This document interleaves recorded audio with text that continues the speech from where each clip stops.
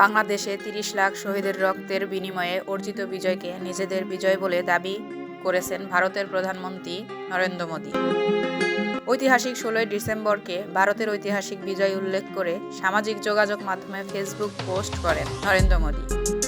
সেই প্রতিবাদের সমন্বয়কদের পর এবার অন্তর্বর্তী সরকারের আইন উপদেষ্টা আসিফ নজরুলের ক্ষোভ এবং প্রতিবাদ জানালেন। চলুন বিস্তারিত জানা যাক। একদিকে স্বাধীনতার ৫৪তম বিজয় দিবস এর উল্লাসে ভাসছে বাংলাদেশ, অন্যদিকে বিজয় দিবসকে কেন্দ্র করে ভারতের প্রধানমন্ত্রী নরেন্দ্র মোদীর বিস্ফোরক দাবি ১৬ই ডিসেম্বর নাকি ভারতের ঐতিহাসিক বিজয়। তিনি আজ এমনটাই মন্তব্য করেছেন একটি ফেসবুক পোস্টে, যেখানে বাংলাদেশ নিয়ে একটা শব্দও লেখা নেই। আর এই ব্যাপারটি নিয়ে বাংলাদেশের মানুষ এবং কেন্দ্রীয় নেতাকর্মীরা একের পর এক ক্ষোভ ঝাড়তে থাকেন। এই পোস্টের জবাবে সমন্বয়কদের পর অন্তর্বর্তীকালীন সরকারের আইন উপদেষ্টা আসিফ নজরুল নিজের ভেরিফাইড ফেসবুক আইডি পোস্টের মাধ্যমে পাল্টা জবাব দেন এবং তীব্র ক্ষোভ প্রকাশ করেন। পোস্টে তিনি ভারতের প্রধানমন্ত্রী নরেন্দ্র মোদীর ফেসবুক পোস্টের স্ক্রিনশট যুক্ত করে ক্যাপশনে লেখেন, তীব্র প্রতিবাদ করছি। ১৬ই ডিসেম্বর ১৯৭১ ছিল বাংলাদেশের বিজয়ের দিন। ভারত ছিল এই বিজয়ের মিত্র, এর বেশি কিছু নয়, এমনটাই দাবি তার।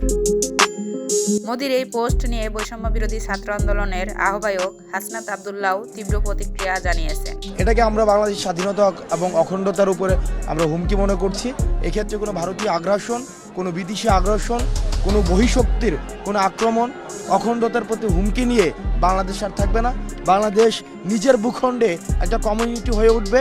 নিজের ভেরিফাইড ফেসবুকে দেওয়া পোস্টে হাসনাত আবদুল্লাহ নিজের প্রতিক্রিয়া জানান। পোস্টে হাসনাত লিখেছেন, এটি বাংলাদেশের মুক্তিযুদ্ধ। পাকিস্তানের বিরুদ্ধে বাংলাদেশের স্বাধীনতার জন্য এই যুদ্ধ সংগঠিত হয়েছিল। কিন্তু মোদী দাবি করেছেন এটি শুধু ভারতের যুদ্ধ এবং তাদের অর্জন। তাদের বক্তব্যে বাংলাদেশের অস্তিত্বই উপেক্ষিত বলেও ক্ষোভ প্রকাশ করতে দেখা যায়।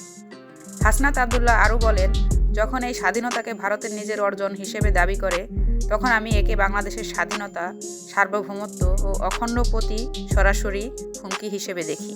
হাসনাত আবদুল্লাহ আরও লিখেছেন, এই হুমকির বিরুদ্ধে আমাদের লড়াই চালিয়ে যাওয়া আবশ্যিক। এই লড়াই আমাদের চালিয়েই যেতে হবে।